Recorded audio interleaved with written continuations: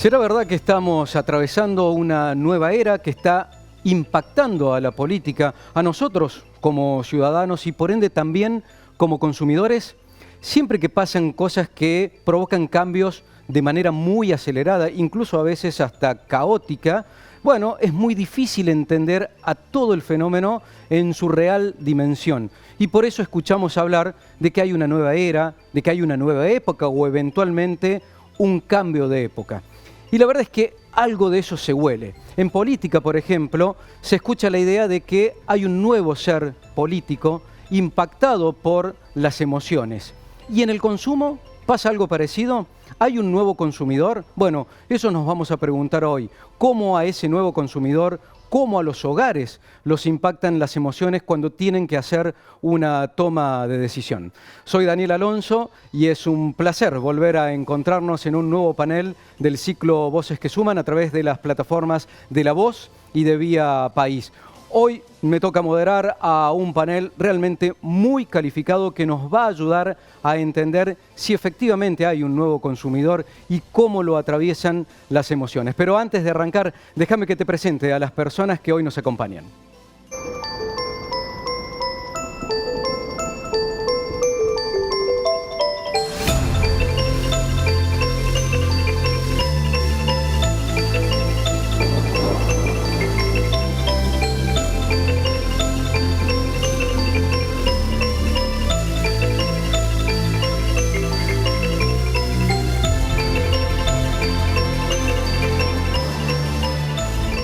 Oscar Picardo es contador público nacional recibido en la Universidad Nacional de Córdoba y diplomado en Logística y Operaciones por la Pontificia Universidad de Chile.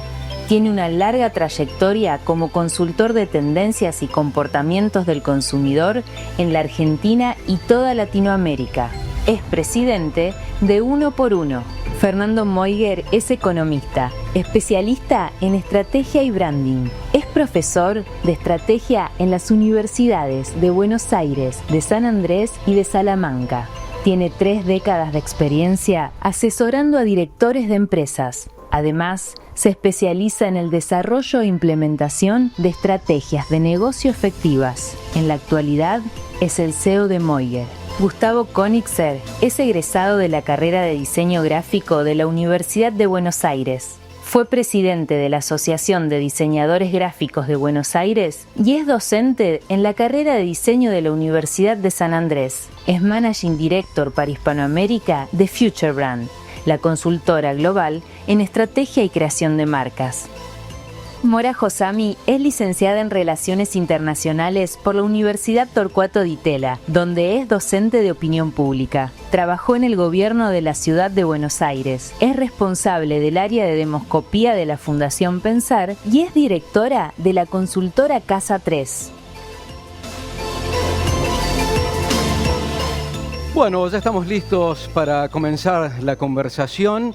Tenemos un panel, estaba pensando, parecen los viejos tiempos. Son los viejos, pero son los nuevos tiempos. Me hacía acordar cuando arrancábamos con el ciclo Voces que Suman en plena pandemia. Y tenemos un panel plenamente remoto. Voy a empezar a saludar a quienes nos acompañan. Mora Josami, de Casa 3. Hola, Mora, ¿cómo estás? ¿Me recibís bien ahí? ¿Qué tal, Daniel? ¿Cómo estás? Todo muy bien, gracias. Gracias por acompañarnos. Gustavo, a ver si me estás escuchando bien ahí. Sí, ¿qué tal, Daniel? Buenas tardes, buenos días, ¿cómo están? Muchísimas gracias también por acompañarnos. Fernando Moiger, consultor, especialista en consumo, entre otras cosas. Hola, Fernando, ¿cómo va? ¿Qué tal, Daniel? Muy buenas. Bueno, buenísimo. Y por último, cierra la grilla, Oscar Picardo, de Uno por Uno. ¿Qué decís, Oscar? ¿Cómo estás? Hola, Daniel, todo muy bien. Bueno, a los 4, muchas gracias. Y quiero arrancar por la dama del panel, por Mora. A ver, la hoja de ruta que pensamos es empezar por la política, por los fenómenos políticos, por esta especie de nueva era, es pregunta, ¿no? Nueva época que está marcando a la política y que también nos marca a nosotros como ciudadanos. ¿Cómo lo están viendo ustedes, Mora? En términos generales, no creo que estemos en una nueva era en relación con la manera en la que la gente se vincula con la política. Sí, obviamente cambiaron los canales y esto genera una mayor inmediatez en los mensajes y una mayor cercanía, pero a la hora de pensar la manera en la que los electores deciden o toman una decisión respecto de su voto, no veo grandes diferencias en la situación actual con respecto de un pasado más bien reciente, ¿no? Si uno se remonta a la historia, sí, obviamente hubo cambios, pero no algo que se pueda vislumbrar en el último tiempo. Claro. Y hay, digamos, dentro de esta dinámica, la que nos toca vivir, algo que ha cambiado respecto a cómo tomamos decisiones políticas, o mejor dicho, cuáles son las cosas que nos interesan para tomar una decisión. ¿Ha cambiado algo, por ejemplo, en esa emocionalidad que incide en la decisión política?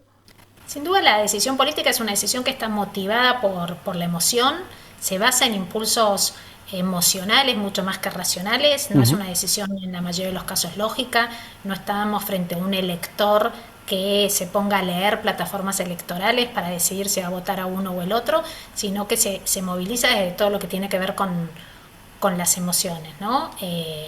Sin duda, además, en un país que si bien tiene un voto obligatorio, está funcionando virtualmente como un país de voto optativo, si vemos cómo funcionó la participación electoral en el último tiempo.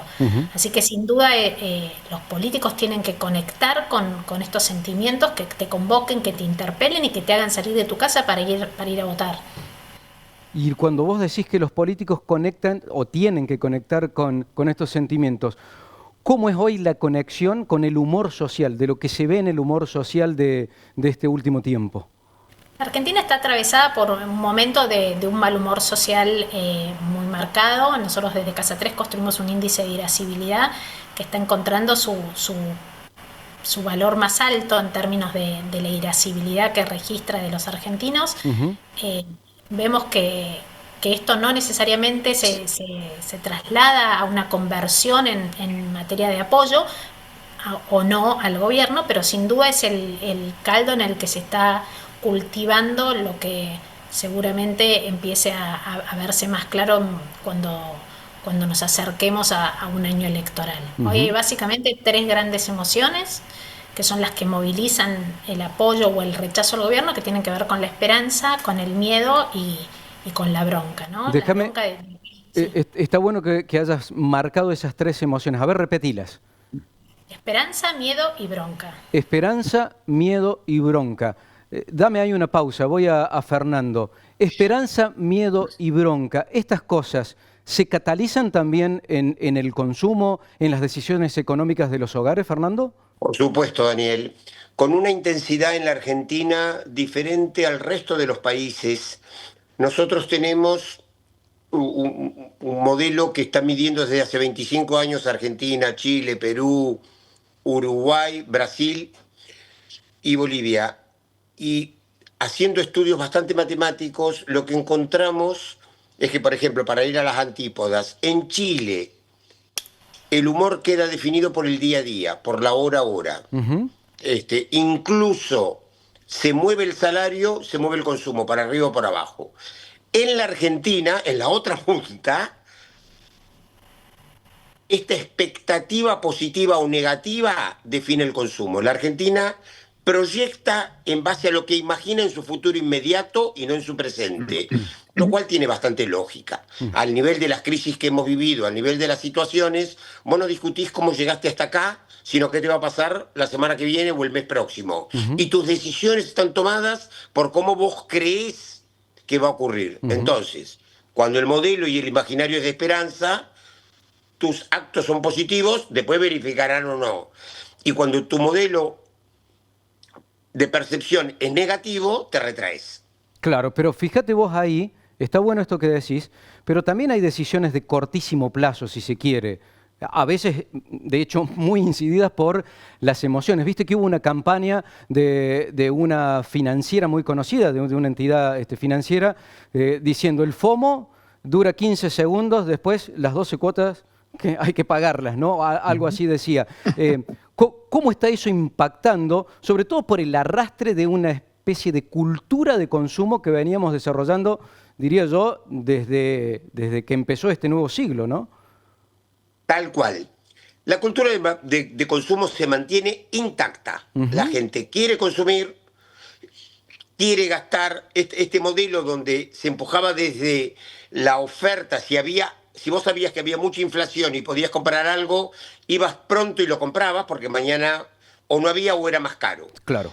Pasamos en los últimos 2 años y medio exactamente la situación inversa. Sobra producto, la demanda no tiene la plata para acceder a ese producto. Ahora, la gente se muere de ganas de consumir. Entonces, ¿qué hizo? Muy inteligentemente. Va caminando decidiendo, esto no lo compro, esto no lo compro, esto no lo compro, y de pronto logra encontrar algo de una especie de accesibilidad que le da el gustito posible, barato, y se tira en palomita. Con lo cual, cuando vos ves, tenés un montón de restricciones y de productos que han bajado fuertemente en su volumen y tenés algunos productos de inmediatez y de esos gustitos que siguen con volúmenes muy relevantes. Claro. Son las dos cosas a la vez. Déjame ahí hacer una pausa para hacer intervenir en esta parte de la conversación a Gustavo. Gustavo, ¿cómo se ve este fenómeno cuando lo estás analizando en un mercado en general en el que la otra parte son las marcas también, son las empresas, son las que ponen en juego, no sé, adaptarse a este nuevo consumidor? ¿Qué está pasando ahí? Mira, Daniel, las marcas siempre tienen un péndulo porque vas desde lo que es el concepto de propósito al de la experiencia. Así por lo menos nosotros lo venimos manejando siempre y es entender que una marca tiene una especie de, vamos a hacer la comparación astronómica, de un movimiento de traslación y un movimiento de rotación. El movimiento de traslación alrededor del Sol es el que te va marcando de alguna manera cómo debe hacia el futuro comportarse, cuáles son los atributos, cuál es el posicionamiento que tiene que generar a largo plazo. Después lo que ocurre es que está el día a día, o sea, el día a día literalmente, en la metáfora sigue siendo el movimiento de rotación todos los días, y ahí es donde, en el contexto que perfectamente están definiendo Mora y Fernando, las marcas necesitan moverse entre cómo hacemos para no perder el posicionamiento, pero también permitir esta accesibilidad a la cual se refiere Fernando. Y ahí aparecen una serie de cuestiones que vienen dadas o bien desde las propuestas que las propias marcas hacen o bien desde los permisos que el consumidor empieza a permitirse. Ya no me quiero meter en el terreno de Fernando, pero sí en lo que tiene que ver con los permisos que uno se empieza a dar. Antes existían ciertas categorías, digamos, a las cuales uno no podía nunca acceder, por un lado, y por otro lado también existían los modelos, digamos, de identificación con una marca, y uno se suponía que estaba en un nivel socioeconómico, para decirlo en términos que ya un poquito quedan quizás de modé, pero en el que vos te metías en el consumo de determinadas marcas porque te daban ese famoso reassurance, como dicen en inglés, que sería como esa reasegurar que estás perteneciendo a ese nivel socioeconómico precisamente, y no podías dejar de consumir ese tipo de marcas porque se te bajaba, digamos, por decir así, un poco el nivel. Lo que está ocurriendo ahora es que no solamente en Argentina, sino que en varios países de la región y también del mundo, empezás a tener esos permisos. Entonces, un tipo que puede de repente tener un auto de alta gama, como se menciona, como se conocen también, en realidad puede estar en un hard discount haciendo sus compras, porque es como que ya se permite pasar de ser una, digamos, búsqueda de precios bajos a tener una inteligencia económica, si queremos llamarlo así. Bien, eso está súper claro. Ahora, ¿cuál es el vector que al fin y al cabo predomina? Claro, uno piensa precio, sobre todo en épocas más complejas, el vector siempre termina siendo el precio. Pero cuando ese vector precio tenés un cliente que da la impresión, sigue buscando, no se casa con nada hasta encontrar finalmente la oportunidad de esto que decía Fernando, y en el momento en que lo encontró, ¡pum!, va de cabecita. ¿Qué otro vector es el que termina jugando entonces ahí, que corresponde entonces al valor que la marca le termina dando al consumidor, ¿no?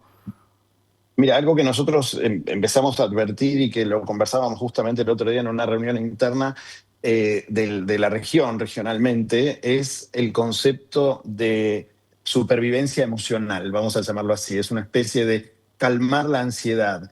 Fíjate que hay algunas marcas que descubrieron eso y de pronto las plataformas como pueden ser Mercado Libre o Pedidos Ya, Rappi, etcétera, se encuentran con esto que en algún momento era el desafío de te lo entrego en el mínimo plazo posible. Entonces vos ya tenés hoy que estás seleccionando productos que no pasa a ser un factor importante cuánto tiempo tarda en llegarte a tu casa, cuánto podés llegar a calmar esa ansiedad de la que también hablaba Fernando. O sea, ¿cómo hago para lo quiero ya y lo quiero ya? No quiero esperar más.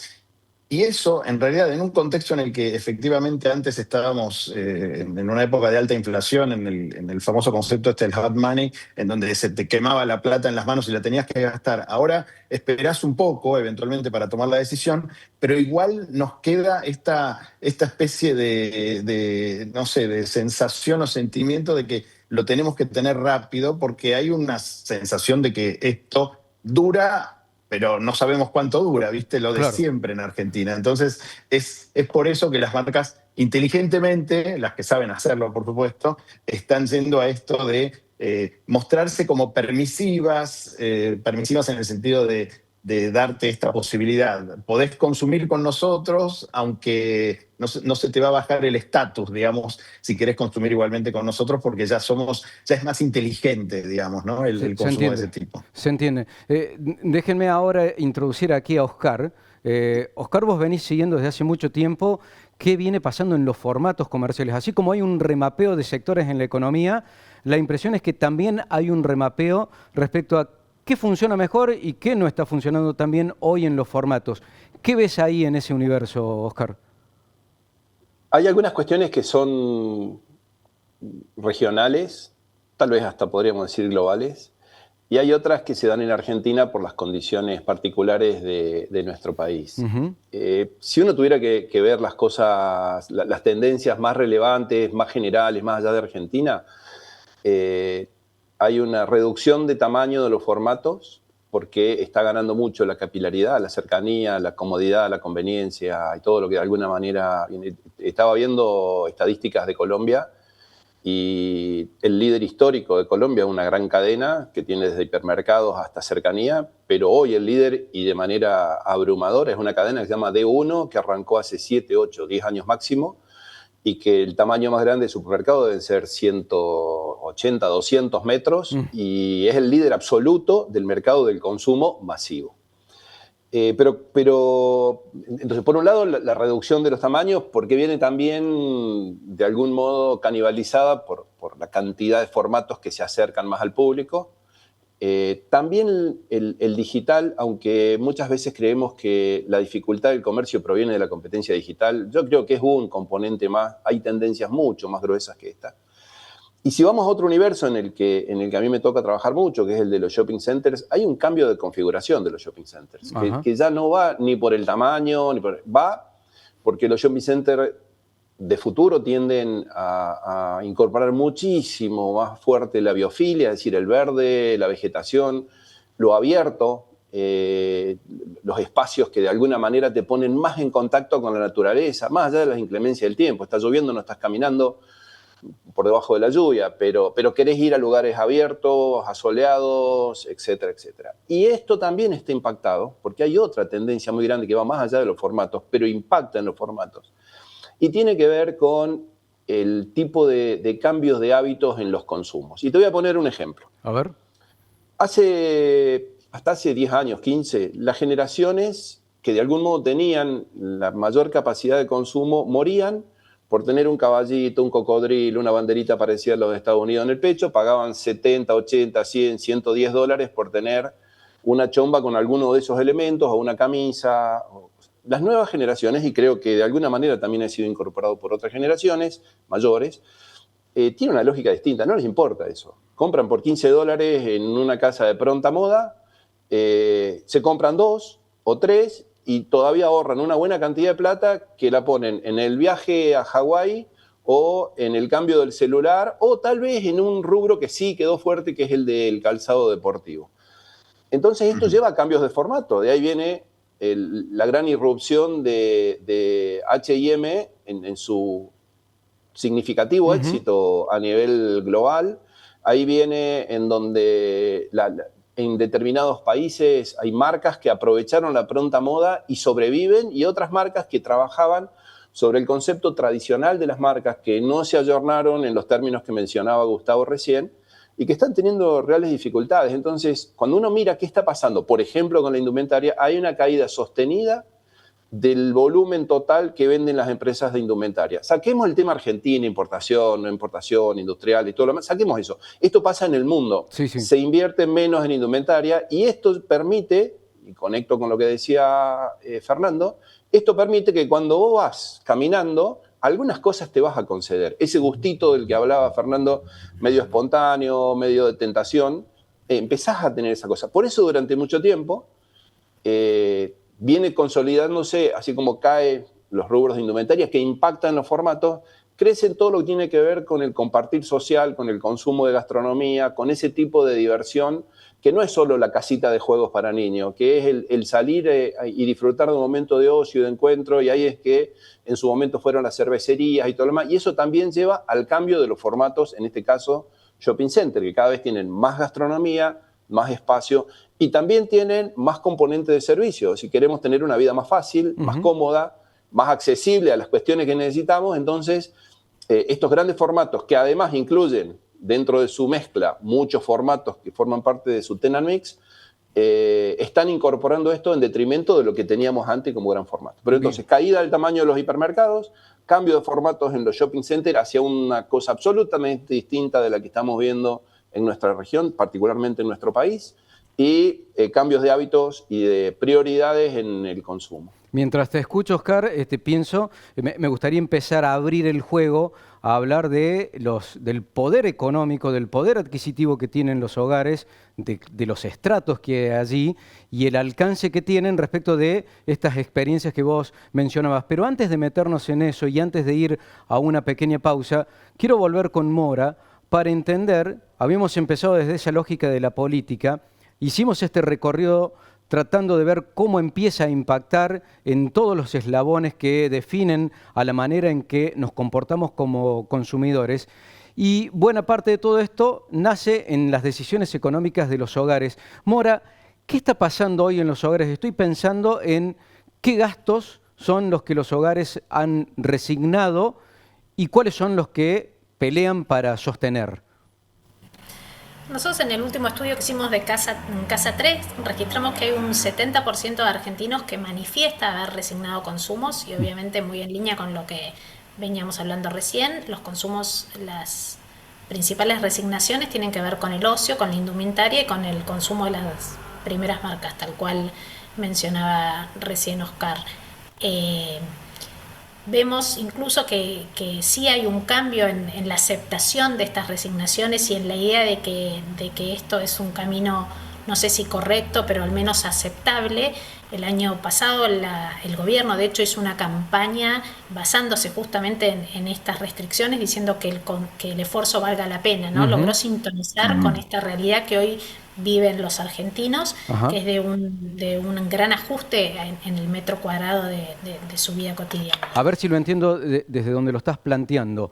Hemos resignado gastos, pero se observa que en su mayoría hay una especie como de aguante a que resignemos estos gastos, esperando esto que de hecho también Fernando lo planteaba en un principio, la expectativa a que en un futuro la cosa va a estar mejor.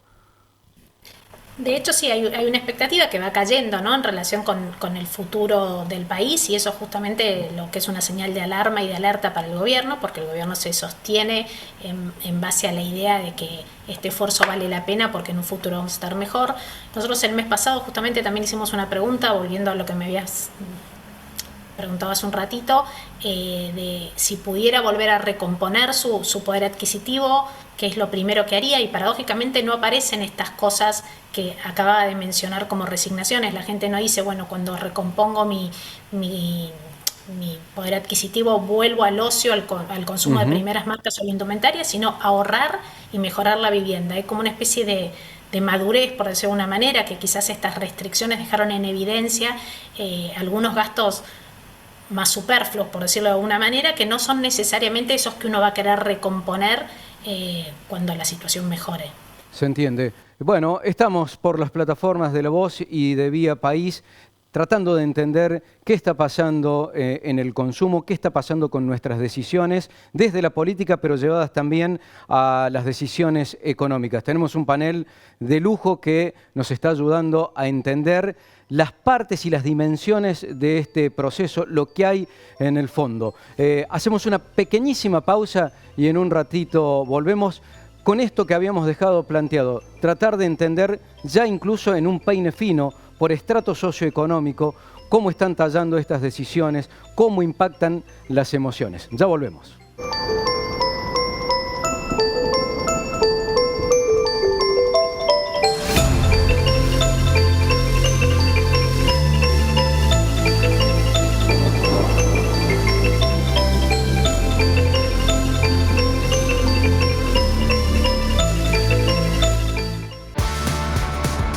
¿Y si toca el de atrás? Para eso está Sancor Seguros. A veces no necesitas muchas respuestas. Necesitas una que sea segura. Sancor Seguros, 80 años, respuesta siempre.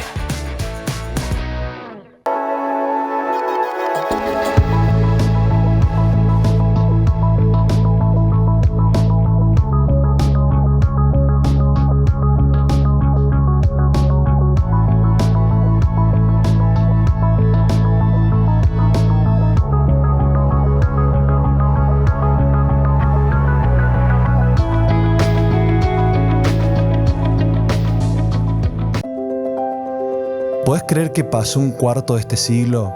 Y a pesar de tantos cambios, hay cosas que nunca cambian. ¿Podés creer que cuanto más acceso a la información tenemos, menos informados estamos? ¿Podés creer? Sí, podés creer. ¿Podés creer que somos solidarios? Que nos gusta incluir. ¿Podés creer que somos más de 45 millones y seguimos generando noticias y personajes que trascienden y encantan al mundo entero? ¿Podés creer que llevamos más de 40 años viviendo en democracia? Y vamos por muchos más. ¿Podés creer en el Dios que quieras? En la ideología que elijas. ¿Podés creer que así como logramos la tercera, podemos ganar la cuarta? Podés creer, porque todavía hay dónde acudir cuando no sabes dónde está la verdad. ¿Y por qué? Aunque algunos no lo quieran creer. Juntos podemos lograr lo imposible. La Voz. Podés creer.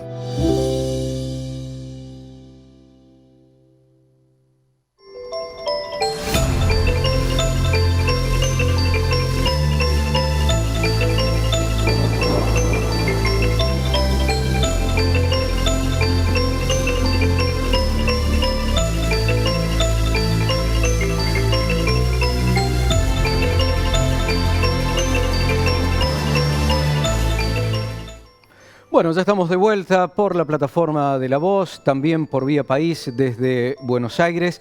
Estamos repensándonos desde el humor social, desde nuestras decisiones, cómo impacta eso en nosotros como ciudadanos y también como consumidores. Había quedado abierto esto de pasar un peine fino, pero antes quiero arrancar con Fernando, tiene que ver con esto. Viste, Fernando, que se habla mucho de lo que fuimos como clase media, ¿no? Hay un montón de cosas que giran alrededor de ese valor simbólico de la clase media. ¿Qué ves de eso? ¿Qué quedó de la clase media? ¿Qué representa hoy la clase media, Fernando, en Argentina? Es probablemente, Daniel, el cambio más significativo de los últimos años. Cuando después de la crisis del 2001 le preguntábamos a la sociedad argentina de qué clase son, el 94% del total de la población, es decir, todos, decían que era clase media. La clase alta se escondía de su perfil porque si decía que era clase media no era cuestionada. Dado que el sinónimo de ser clase alta en la Argentina siempre es muy discutible. Y la clase baja sentía que en la recuperación iba camino a ser clase media, con que este imaginario de la movilidad social ascendente operaba. Bueno, cuando medimos hoy, esto ha cambiado de manera radical. Solo el 36% de la población hoy se define clase media y se divide en dos. La clase media baja rompió ya, tachó la doble, rompió ese modo y se asume que nunca va a crecer. Por eso también, con mucho más naturalidad, empieza a cosas que contaba Gustavo claramente, que es a consumir marcas que no son de primera, pero que le están cercanas, Oscar decía parecido, y funciona. Digo, para juntar las cosas que claramente se vienen describiendo. La clase media alta empieza a mirar a la clase alta. Y en la clase alta es un fenómeno el más notable de todos, y es que por primera vez en casi un siglo, digamos desde la crisis del 29, reaparece la clase alta como tal, con valores muy potentes, muy diferentes y asumiéndose como tal. Esto es lo que está empezando a pasar. Entonces, esto potencia algo de lo que decía Mora, y es, se acaba la Argentina de los promedios. Si vos todos creemos que estamos bajo un mismo escenario, después tendremos menor o mayor accesibilidad, y empieza a haber todo el tiempo actitudes y formatos que tienen que ver con su realidad y no con la realidad promedio. El último factor, para redondear esto que me preguntás, es que rompiendo los promedios, desde hace 2 años responde muy distinto el área metropolitana de Buenos Aires, que es el que siempre construyó la agenda, respecto del interior, Córdoba notablemente como siempre.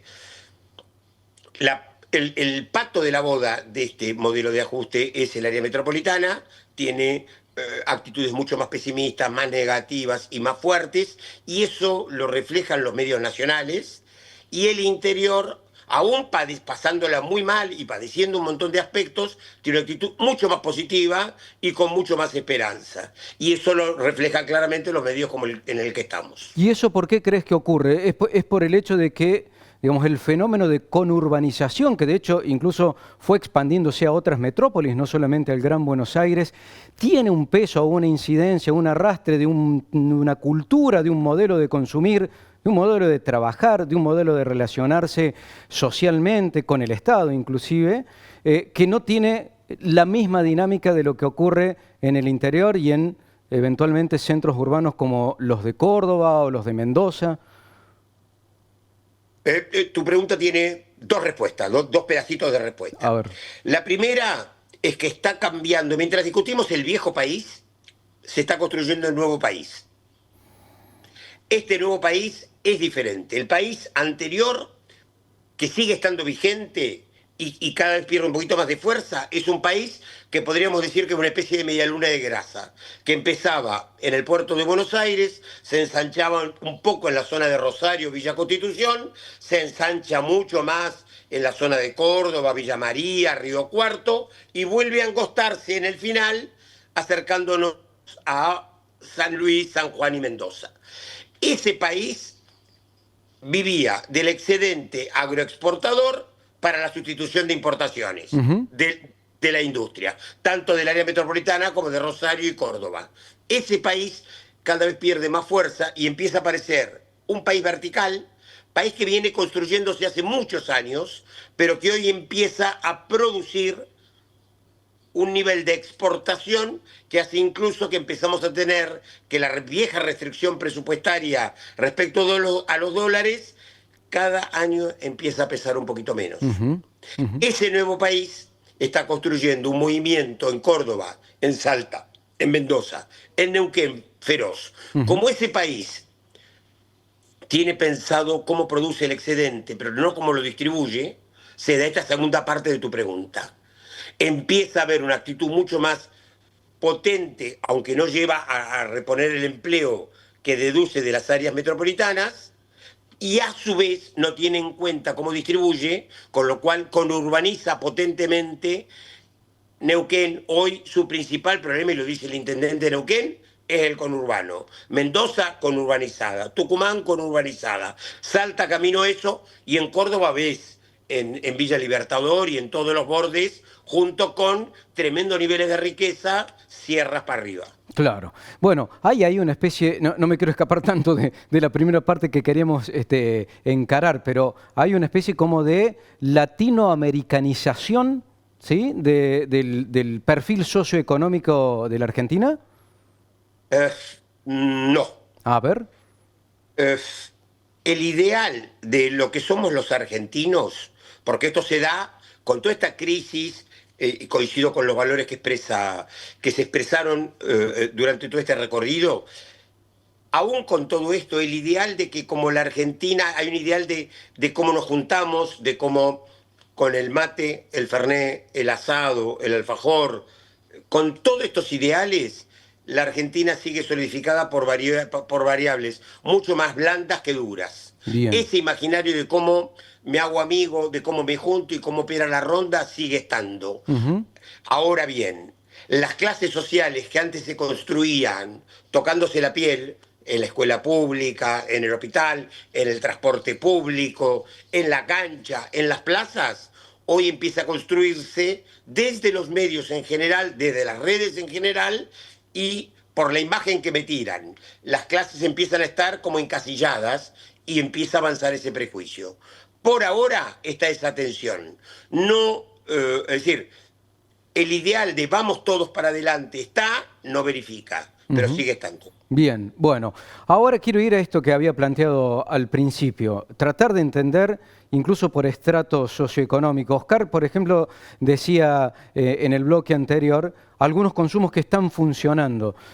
Uno advierte que dependiendo del poder adquisitivo hay un grupo de personas que puede viajar, ¿sí? Y que aprovecha un dólar atrasado para hacerlo. Hay 1,5 millones de personas que todos los meses compran dólares.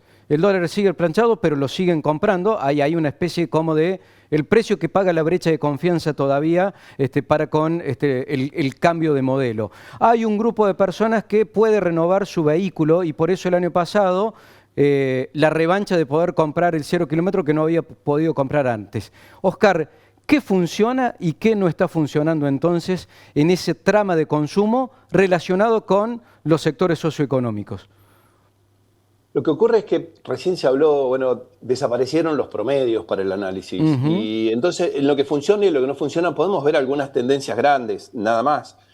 El problema es que venimos, si hacemos un rápido recorrido histórico, la economía desde siempre analizó el mercado en 3 clases: alta, media y baja. La alta eran los ricos, la baja eran los pobres, la media es la que quedaban ahí en una situación con alguna probabilidad de hacer.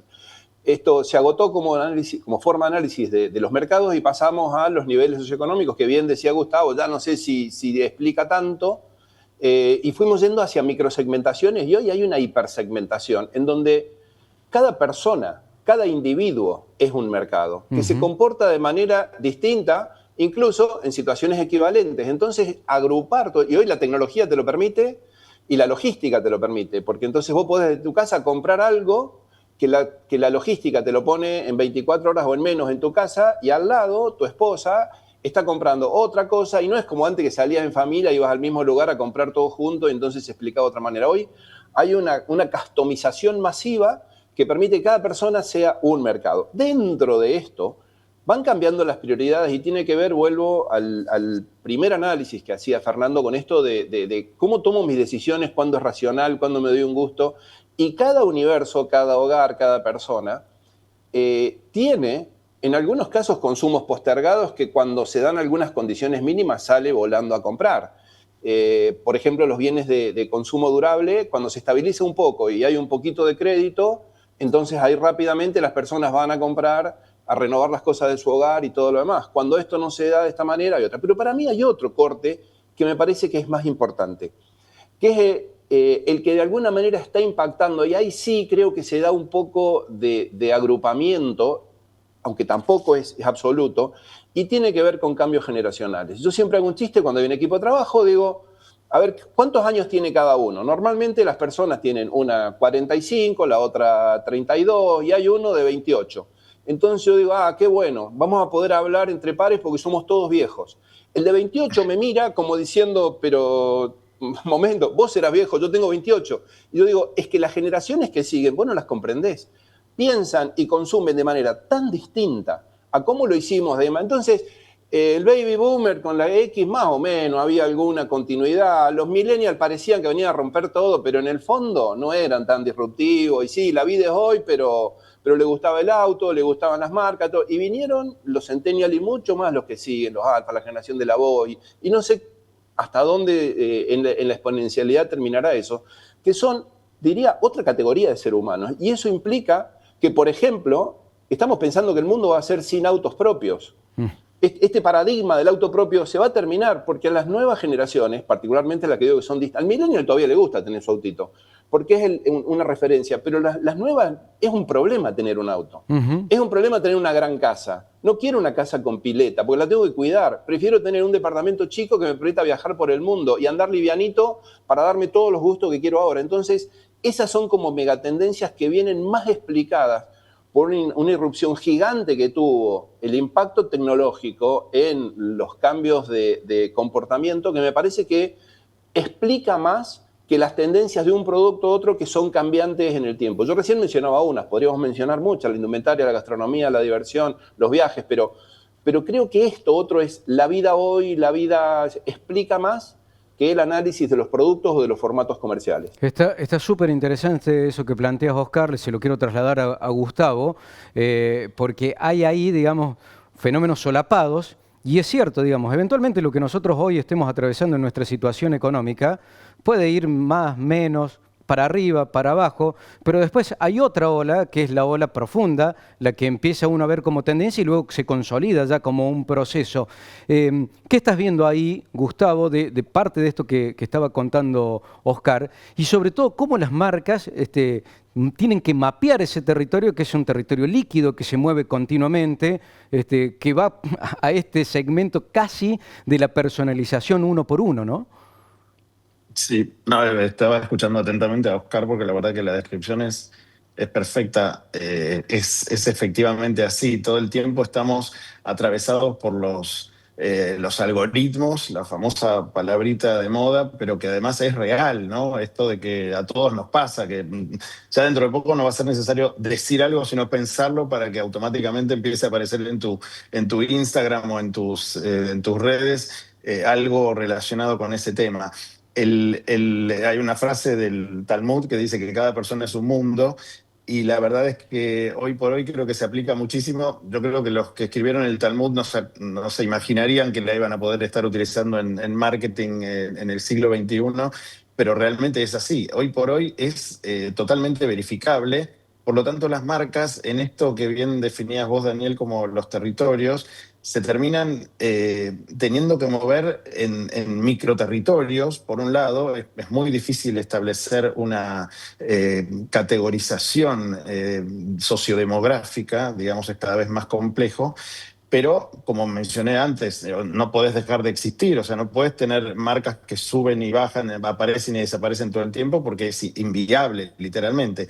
Entonces, lo que hay es eso, una movida importante, en donde las marcas, inclusive te digo, ya también en Futurebrand estamos manejando un concepto que es pasar de ser love brands a life brands.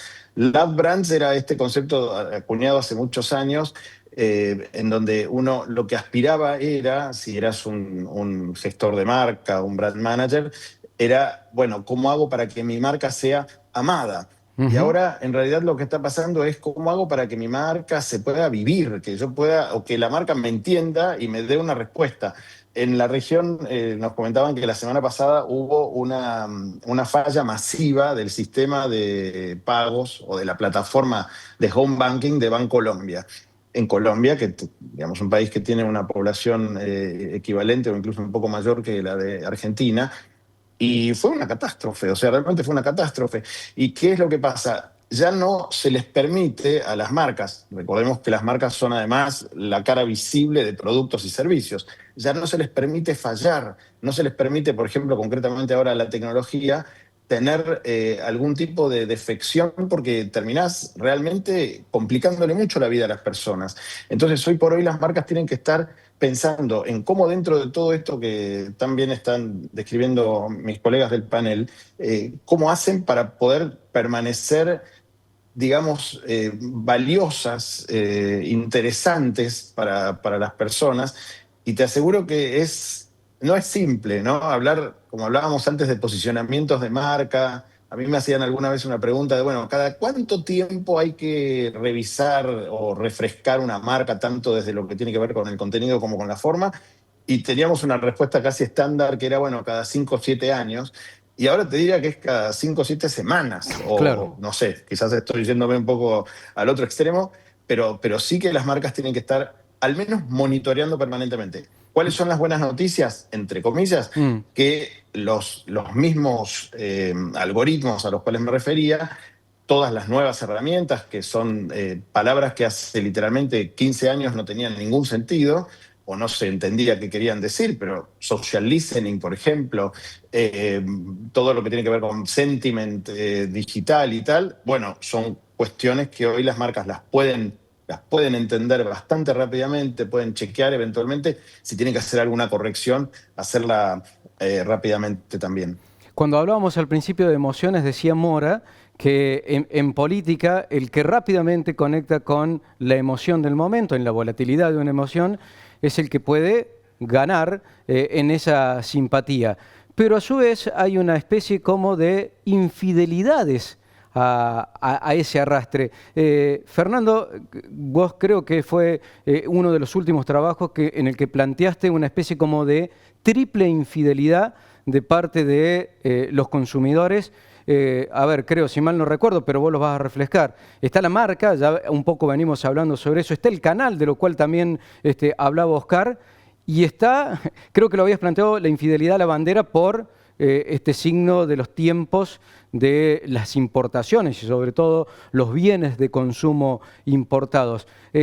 ¿Cómo se está dando esa triple infidelidad, pero sobre todo, ¿qué ves en la evolución de esa conducta adaptativa que tenemos como consumidores? Es la respuesta al momento, es la respuesta casi a todas las preguntas con las cuales estamos conversando y compartiendo. La adaptación a cada instante, que claramente Oscar y Gustavo señalaban recién, es tan potente que en general antes las marcas iban adelante y la gente decía, upa, me entendió, y a partir de eso comparto. Hoy las marcas, ninguna puede ir adelante. Es como que estás hablando con un amigo que está en problema, que en el fondo casi no quiere ni siquiera que le digas algo, que estés cerca, que lo escuches, que es como uno acompaña a un amigo. Es lo más difícil para una marca que tiene que bajarse de ese pedestal desde el cual siempre desde arriba habló. Esta triple infidelidad es tan potente, pero es predecible. Ajá. Es decir, uno ya entiende y va construyendo cómo dar cuenta de eso. Cuando señalamos esta lógica orbital que planteaba como analogía Oscar al principio, lo que nosotros estamos tratando de entender, y esto sí es posible, es entender cuáles son las razones más generales por las cuales la gente se desenvuelve, que son bastante estables, y cómo puntualmente en cada instante actúa. Conjugás ambas cosas y las marcas le funcionan. Yo quiero agregar una variable a este comentario. A ver. Estamos viviendo esto en un momento que igual que hace un poquito más de 2 décadas y que hace 3 décadas está cambiando la tenencia de las empresas en la Argentina. Las empresas argentinas que tenían proyecto se quedan y compran. Las empresas argentinas y regionales que no tienen proyecto venden y son compradas por ahora por locales o por algún regional cercano. Mientras haya cepo, no aparece el internacional. Ese cambio es un cambio también que está cambiando el mercado, porque cambia el proyecto en el cambio de la tenencia accionaria. Claro. Entonces, hay triple infidelidad y una respuesta muy potente de qué hacer con eso en los nuevos proyectos de las compañías.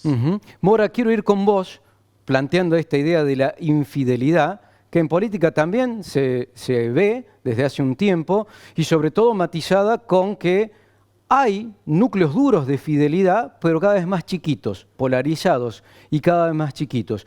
Y un espectro al medio, esa famosa calle del medio, grande, que dependiendo cómo tracciona esa emocionalidad, va para un lado o va para el otro. ¿Qué estás viendo, digamos, en este momento, pero sobre todo en la expectativa de lo que se puede configurar en el corto plazo respecto de fidelidad e infidelidad sobre el escenario político?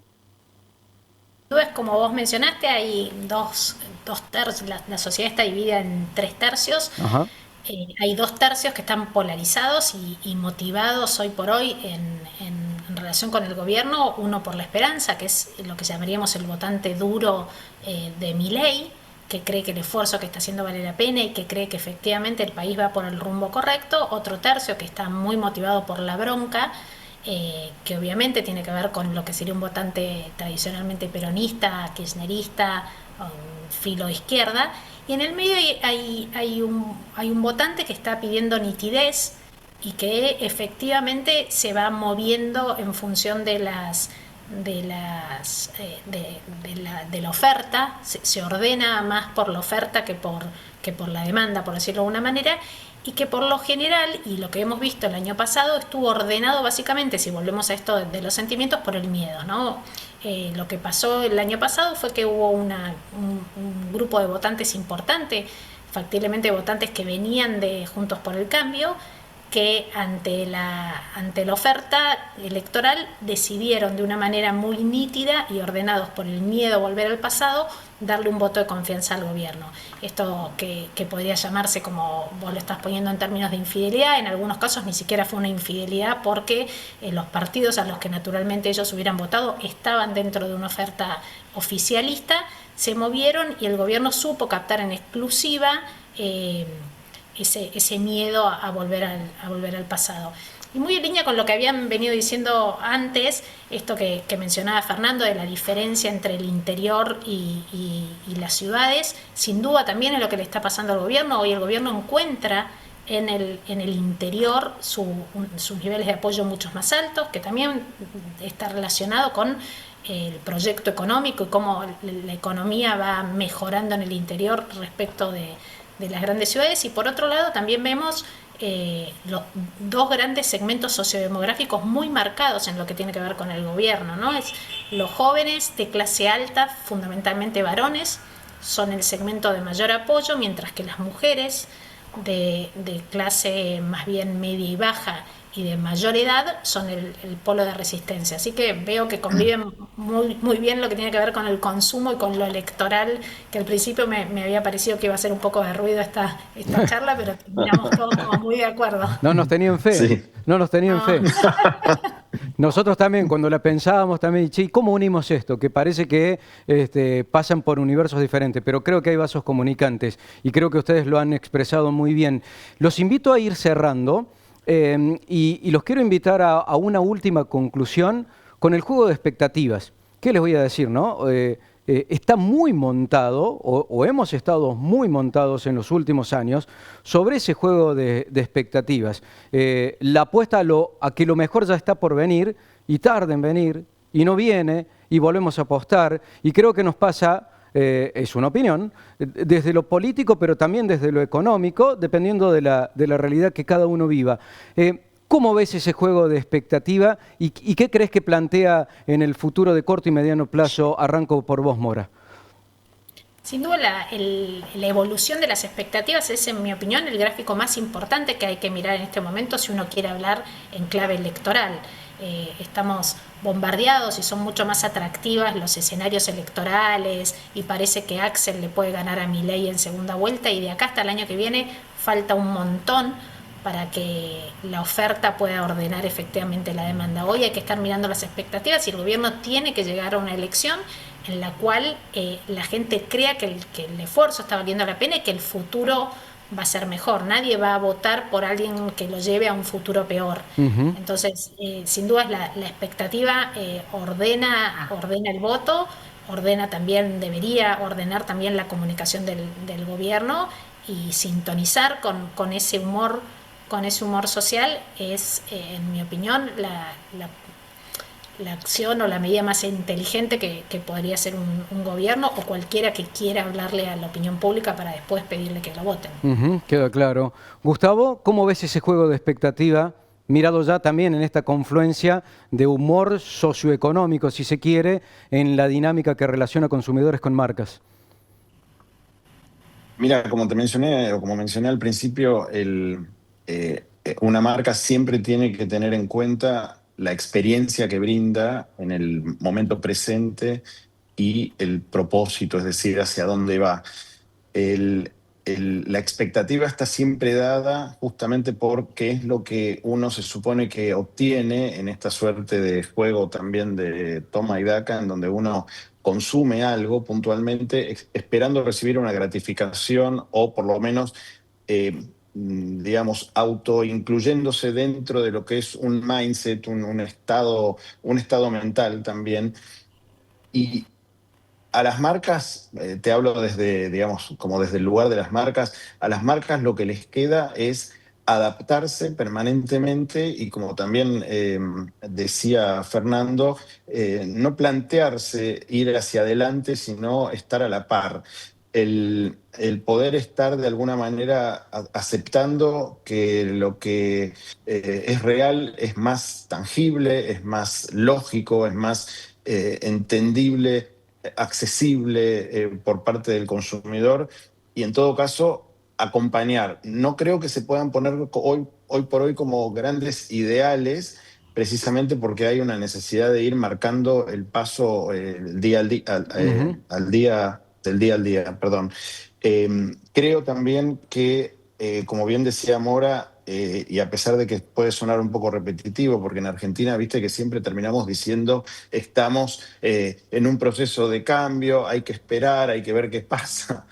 Pero la verdad es que todavía yo creo que hay que ver qué pasa. Es como un modelo que evidentemente funciona bastante rupturistamente, eso no cabe duda, me parece, más allá del lado en el que uno esté pensando digamos, con su digamos, postura política, pero que es evidente que hay una ruptura. Hay que ver de vuelta si esto que se va a dar el año que viene va a implicar un cambio hacia digamos, hacia mantener esta forma nueva de hacer determinadas cosas, o si se va a volver a un ciclo anterior conocido. En ese sentido, una vez más, yo creo que hay que pensar que más que de lo perfecto hay que bajar a lo real. Yo creo que las marcas muchas veces lo entienden. Mira, un detalle interesante es que fíjate cuántos comerciales de televisión, que igual es un tema que ya también es otra antigüedad, pero todavía existen los comerciales de televisión, cuántos utilizan locutores o locuciones con voz modulada, perfecta. No existe más. Hoy por hoy claro. No existe más, por eso. Hoy por hoy es como que el que te habla sos vos mismo casi la voz que escuchás. Entonces, de alguna manera es eso, es como aterrizar, estar a la par, ir viendo qué pasa, pero de vuelta, sin perder el norte, porque finalmente también hay que poder aportar a la construcción a largo plazo, ¿no? Es interesante ese último punto, más allá de lo anecdótico, porque hay también una especie de fusionar identidades o conectar con esas identidades. Oscar, ¿qué estás viendo en ese juego de expectativas? En primer lugar, creo que tenemos que coincidir en que el individuo que vota es el mismo individuo que consume. La persona es la misma, pero tiene un comportamiento distinto según qué decisión es la que va a tomar. Y el individuo que vota, en términos de expectativa, tiene una expectativa que normalmente es más intangible, que normalmente va más en el largo plazo. Las expectativas pueden ser absolutamente contradictorias. Alguien que sostiene el apoyo al gobierno porque la expectativa es que esto termine dando resultados, y a otro que tiene la expectativa de que en la próxima elección cambie, pero en cualquier caso no es ya, no es mañana. Es como que el voto da el resultado después. Alguien lo paga, como dijo un dirigente político muy relevante, siempre alguien paga las cosas, pero el individuo que está votando lo paga en el tiempo y diluido. Es la diferencia que hay con el individuo que consume, que lo paga ya. Yo te doy en este momento el dinero por el cual me das el bien y, como decía Gustavo, quiero la experiencia inmediata. Y tiene la posibilidad de corregir todo el tiempo. Porque si consumió, la frecuencia de decisiones de compra es infinitamente superior a la frecuencia de decisiones de voto. Entonces, la posibilidad de corregir y de penalizar de una manera más silenciosa a las marcas que no responden a esa entrega de satisfacción o de experiencia inmediata, hace que su elección al día siguiente es otra. Pero yo creo que lo que diferencia es la lógica, y por eso el consumidor que compra tiene un componente racional más fuerte, más marcado, que el votante, que es la misma persona, pero que en un caso lo hace de manera inmediata y está poniendo plata ya, lo quiere ya, lo evalúa ya, versus el otro que lo tiene en el largo plazo. Pero el individuo es el mismo. Y sí hay tendencias de enojo, las que mencionaba los componentes que mencionaba Mora, la esperanza, el miedo, la bronca, son cosas que se dan también en el consumo, pero se resuelven de manera distinta. Ahí es donde las marcas tienen que estar muy atentas para no dejar consumidores dolidos, porque la bronca hace que inmediatamente lo cambie, no me van a dar otra posibilidad. El miedo, para eso las marcas juegan muy fuerte, porque en realidad, ¿qué te da la marca? Es la disminución del miedo a que lo que vas a comprar no tenga la promesa, por eso determinadas marcas te permiten tener la confianza cuando estás tomando la decisión de eso. Ahora, lo tienen que validar todo el tiempo. Queda claro. Déjame meter un matiz ahí. Te escuchaba atentamente cuando decías que la decisión política, sobre todo la que se plasma con más intensidad en nuestra cultura cívica, que es ir a votar, después está como diluida en el tiempo, es más a largo plazo. También nos pasaba que en nuestras decisiones económicas con inflación alta se diluía el efecto de esas cosas que hacíamos o de esos gastos que teníamos, y ahora, bueno, lo vemos en las tasas de morosidad. Nada, un matiz solamente sobre eso que planteabas que me resultó interesante. Fernando, cierro con vos. Juego de expectativas, consumo, decisiones políticas, decisión de humor social. Tu pregunta es ecuménica, Daniel, está buenísima, incluso en el redondeo. Las expectativas no se vinculan solo a lo que yo imagino, sino a lo que me prometen. Con lo cual, el tema más relevante en esta época, tanto para la dimensión política como la de consumo, es tener cuidado con lo que prometes. Porque la gente, ante cada promesa, primero trata de verificar si eso funciona para después ver si cree. En lo político hubo dos promesas centrales que son lo que construyeron este recorrido de estos años, que tiene que ver con la baja de inflación y el ataque a la casta. Esas dos promesas están hoy totalmente en crisis y eso es lo que cuenta Mora cuando cuenta la caída de esos valores. Sí. Respecto al consumo pasa lo mismo. Las marcas prometían que si consumíamos tal marca íbamos a ir para adelante, en el barrio van a considerar que éramos mejores personas y toda nuestra vida iba a funcionar, y la realidad la desmintió. Por eso hay que empezar a debatir qué prometo para que vos verifiques eso que te estoy prometiendo y puedas a partir de eso construir este vínculo de credibilidad que me acompañe. Las expectativas son la clave, e identificar cómo las voy a cumplir, no a prometer porque nadie controla, pasa a ser el punto central. Me llevo ese if. Cuidado con lo que prometemos. Me parece súper interesante. Creo que barre a todo nivel. Ha sido muy, pero muy interesante escucharlos. Les agradezco muchísimo que nos hayan acompañado. Oscar, te dejo un abrazo grande a la distancia. Muchas gracias. Gracias, Daniel. Un abrazo. También, Fernando. Saludos a los panelistas. Dale, mil gracias. Fernando, también, muchísimas gracias por el tiempo y por haber participado. Mucha riqueza, un montón de perspectivas desde una lógica diferente, concluyendo un territorio muy común. Nos vamos con eso. Gustavo, también, muchísimas gracias por habernos acompañado. Coincido con que es muy rico, ¿no?, este tipo de encuentros, porque uno termina dándose cuenta de que finalmente desde distintos ángulos terminás viendo una realidad que va cambiando, pero que se puede al menos tratar de interpretar. Totalmente. Vieron que el tiempo pasa rápido, además. Yo me quedaría hablando un día entero con ustedes. Mora, también, mil gracias por habernos acompañado. Muchas gracias, Daniel, y gracias a Fernando, Oscar y a Gustavo por compartir este rato, que estuvo muy bueno. Buenísimo. Y a quienes nos han seguido desde la plataforma de La Voz y desde la plataforma de Vía País, también. Muchísimas gracias por acompañarnos. Creo que ha sido de alto valor lo que hemos escuchado, no por mí, sino por quienes saben que nos han hecho un viaje profundo para intentar entender las cosas que hoy nos están pasando en decisiones económicas y en decisiones políticas y en nuestro humor social. Nos encontramos dentro de un mes en el próximo panel. Ustedes saben que el leitmotiv de este ciclo es repensar. Vamos a repensar la sustentabilidad. Chao, muchísimas gracias.